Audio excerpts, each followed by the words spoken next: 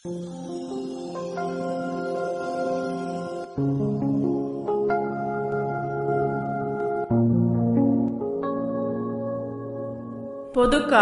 29வது வாரம் செவ்வாய்க்கிழமை. முதல் வாசகம். திருத்தூதர் பவுல் ரோமையருக்கு எழுதிய திருமுகத்திலிருந்து வாசகம். அதிகாரம் 5, இறைவசனங்கள் 12, 15, 17-19 மற்றும் 20-21 முடிய. சகோதர சகோதரிகளே, ஒரே ஒரு மனிதன் வழியாய் பாவம் இந்த உலகத்தில் நுழைந்தது. அந்த பாவத்தின் வழியாய் சாவு வந்தது. அதுபோலவே எல்லா மனிதரும் பாவம் செய்தால் எல்லா மனிதரையும் சாவு கவ்விக்கொண்டது. எவ்வாறெனில், ஒருவர் செய்த குற்றத்தால் பலரும் இறந்தனர். ஆனால் கடவுளின் அருளும் இயேசு கிறிஸ்து என்னும் ஒரே மனிதரின் வழியாய் வரும் அருள் கொடையும் பலருக்கு மிகுதியாய் கிடைத்தது. மேலும் ஒருவர் குற்றத்தாலே அந்த ஒருவர் வழியாக சாவு ஆட்சி செலுத்தியதென்றால், அருள் பெருக்கையும் கடவுளுக்கு ஏற்புடையவராகும் கொடையையும் இயேசு கிறிஸ்து என்னும் ஒருவர் வழியாக அடைந்து கொண்டவர்கள் வாழ்வு பெற்று ஆட்சி செலுத்துவார்கள் என இன்னும் மிக உறுதியாய் நம்பலாம் அன்றோ?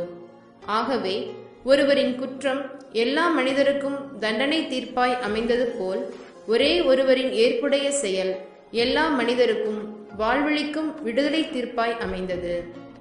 ஒரு மனிதரின் கீழ்ப்படியாமையால் பலர் பாவிகள் ஆனது போல, ஒருவரின் கீழ்ப்படிதலால் பலர் கடவுளுக்கு ஏற்புடையவர்கள் ஆவார்கள். ஆனால் பாவம் பெருகிய இடத்தில் அருள் பொங்கி வழிந்தது.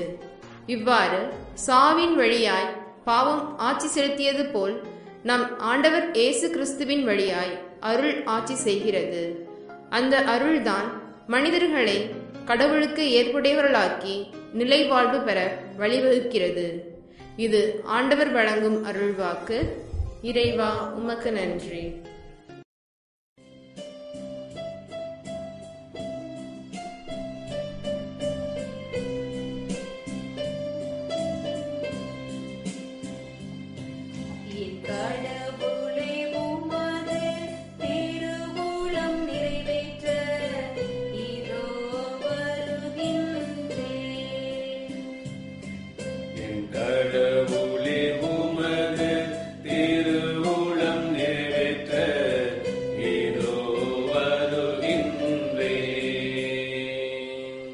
பலியையும் காணிக்கையும் நீர் விரும்பவில்லை, எரிபலியையும் பாவம் போக்கும் பலியையும் நீர் கேட்கவில்லை. ஆனால் என் செவிகள் திறக்கும்படி செய்தீர். எனவே இதோ வருகின்றேன். என் கடவுளே, உமது திருவுளம் நிறைவேற்ற ஏதோ வருகின்றேன். என்னை குறித்து திருநூல் சுருளில் எழுதப்பட்டு உள்ளது. என் கடவுளே, உமது திருவுளம் நிறைவேற்றுவதில் நான் மகிழ்ச்சி அடைகின்றேன். உமது திருச்சட்டம் என் உள்ளத்தில் இருக்கின்றது என்றே நான். என் கடவுளே, உமது திருவுளம் நிறைவேற்ற ஏதோ வருகின்றேன். என் நீதியை நீர் நிலைநாட்டிய நற்செய்தியை மாபெரும் சபையில் அறிவித்தேன். நான் வாயை மூடிக்கொண்டு இருக்கவில்லை. ஆண்டவரே, நீர் இதை அறிவீர். என் கடவுளே, உமது திருவுளம் நிறைவேற்ற ஏதோ வருகின்றேன். உம்மை தேடுவோர் அனைவரும் உம்மில் மகிழ்ந்து களி கூறட்டும். நீர் அருளும் மீட்பில் நாட்டம் கொள்வோம். ஆண்டவர் எத்துணை பெரியவர் என்று எப்போதும் சொல்லட்டும்.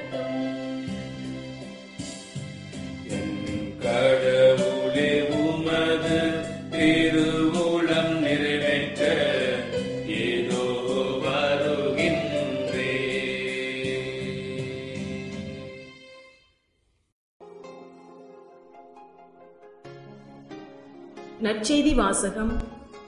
லூக்கா எழுதிய நற்செய்தியிலிருந்து வாசகம்.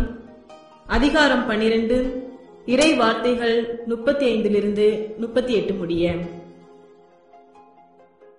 அக்காலத்தில் இயேசு தம் சீடர்களை நோக்கி கூறியது: உங்கள் இடையை வரிந்து கட்டிக்கொள்ளுங்கள், விளக்குகளும் எரிந்து கொண்டிருக்கட்டும். திருமண விருந்துக்கு போயிருந்த நம் தலைவர் திரும்பி வந்து தட்டும்போது உடனே அவருக்கு கதவை திறக்க காத்திருக்கும் பணியாளர்களுக்கு ஒப்பாயிருங்கள். தலைவர் வந்து பார்க்கும்போது விழித்திருக்கும் பணியாளர்கள் பேறு பெற்றவர்கள். அவர் தம் இடையை வரிந்து கட்டிக்கொண்டு அவர்களை பந்தியில் அமரச் செய்து அவர்களிடம் வந்து பணிவிடை செய்வார் என உறுதியாக உங்களுக்கு சொல்கிறேன். தலைவர் இரவின் 2ஆம் காவல் வேளையில் வந்தாலும் 3ஆம் காவல் வேளையில் வந்தாலும் அவர்கள் விழிப்பாயிருப்பதை காண்பாரானால் அவர்கள் பேறு பெற்றவர்கள். இது கிறிஸ்து வழங்கும் நற்செய்தி. கிறிஸ்துவே, உமக்கு புகழ். சிந்திப்போம். உங்கள் இடையை வரிந்து கட்டிக்கொள்ளுங்கள். யூத மக்களுக்கு இச்சொற்றொடர் முற்காலத்தில் நடந்த முக்கியமானதொரு நிகழ்வை நினைவுபடுத்தியது.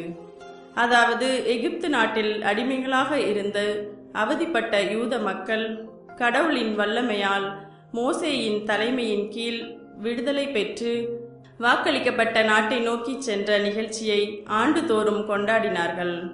அது பாஸ்கா விழா என்று அழைக்கப்பட்டது. அன்று பாஸ்கா ஆட்டினை நெருப்பில் வாட்டி புளிப்பற்ற அப்பத்தோடும் கசப்பு கீரைகளோடும் உண்ண வேண்டும் என்னும் சட்டம் இருந்தது. அதை உண்ணும் முறை: இடையில் கச்சை கட்டி கால்களில் காலணி அணிந்து கையில் கோல் பிடித்து விரைவாக உண்ணுங்கள். ஆபத்திலிருந்து தப்பித்துக் கொள்வதற்கு விரைந்து செயல்படுமாறு யூதர்கள் எச்சரிக்கப்பட்டனர். அதுபோலவே இயேசுவும் தம் சீடர்களை நோக்கி விழிப்பாயிருங்கள் என்றும் தயாராய் இருங்கள் என்றும் கூறினார். மேலும் நீதிமொழிகள் நூலில் ஞானம் ஒரு பெண்ணாக உருவகிக்கப்பட்டு சுறுசுறுப்பாக செயல்படுவது குறிக்கப்படுகிறது. சுறுசுறுப்புடன் அவள் வேலை செய்வாள், அயர்வின்றி நாள் முழுவதும் ஊக்கம் குன்றாது உழைப்பாள். அவள் தன் வீட்டில் ஏற்றி வைத்த விளக்கு ஒருபோதும் அணையாது. இயேசுவும் சீடர்களை நோக்கி அவர்களுடைய விளக்குகளும் எரிந்து கொண்டிருக்கட்டும் என கூறுகிறார். யூதர்கள் பாஸ்கா விழாவின் போது புளியாத அப்பத்தை உண்டனர். எனவே புளிப்புமா அப்போது தவிர்க்கப்பட்டது. இயேசுவும் தம் சீடர்களிடம் பரிசேயருடைய வெளிவேடம் ஆகிய புளிப்பு மாவை குறித்து நீங்கள் எச்சரிக்கையாயிருங்கள் என ஏற்கனவே கூறியிருந்தார். ஆக சீடர்கள் விழிப்பாய் இருக்க வேண்டியது எது குறித்து என்பதை இயேசு தெரிவுபடுத்துகிறார். முதலில் சீடர்கள் பரிசேயரை போல வெளி அனுசாரங்களோடு நின்றுவிடக்கூடாது. இரண்டாவது, சீடர்கள் நினையாத நேரத்தில் மானிட மகன் வருவார் என்பதை எப்போதும் கருத்தில் கொண்டு மானிட மகன் வரும்போது அவரை வரவேற்க தயாராய் இருக்க வேண்டும். தொடக்க கால திருச்சபை இந்த விழிப்பு நிலை பற்றி தெளிவாக உணர்த்தி இருந்தது. எந்த நேரத்திலும் கிறிஸ்துவின் 2ஆம் வருகை நிகழலாம் என அவர்கள் எதிர்பார்த்ததுண்டு. அதுபோலவே கடவுளின் பதிலாளாக நம்மை தேடி வந்த இயேசுவை சாவிலிருந்து உயிர் பெற்றெழுந்த ஆண்டவராக ஏற்ற அவர்கள் நம் தலைவரை எப்போதும் தம் இதயம் என்னும் இல்லத்தில் ஏற்றிட விழிப்பாய் இருக்க அறிந்திருந்தனர்.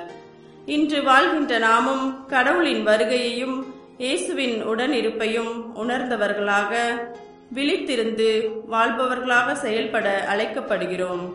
அப்போது நம் இதய கதவை தட்டுகின்ற நம் இறைவனை நாம் அன்போடு ஏற்று வரவேற்று உபசரிப்போம். மன்றாட்டு: இறைவா, எங்களை தேடி வருகின்ற உம்மை விழித்திருந்து வரவேற்றிட எங்களுக்கு அருள் தாரும். ஆமேன்.